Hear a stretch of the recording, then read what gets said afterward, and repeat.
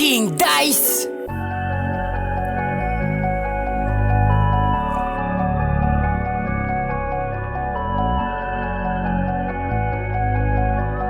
Vibes on the track.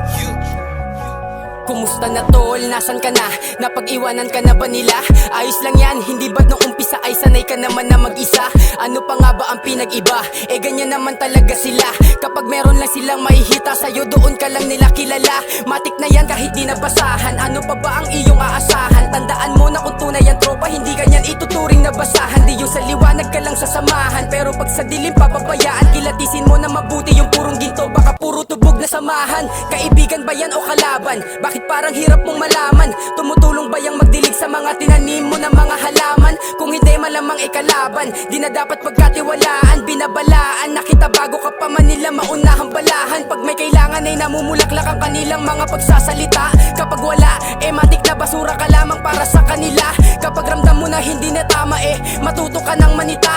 Dahil ang isang peking kaibigan ay masahol pa sa kalaban lima. Bida-bida.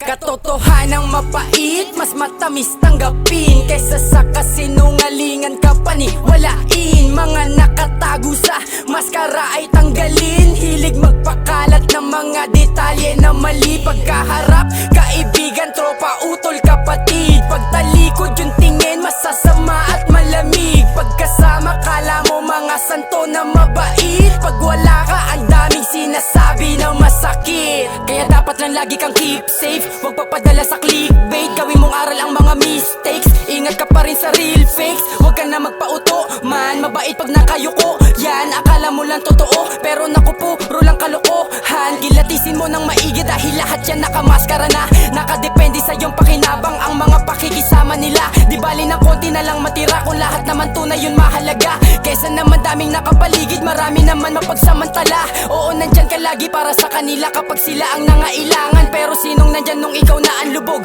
Tila nagkakailangan, walang permanente sa mundo na to. Lahat ng yan ay pwede kang iwanan. Kaya dapat lang na habang maaga pa boy, yung utak mo ay linawan. Dahil hindi mo alam kung sino kakampi at kung sino ang iyong kalaban. Alamin mo ang tunay na kulay dahil ang unyango mahirap malaman.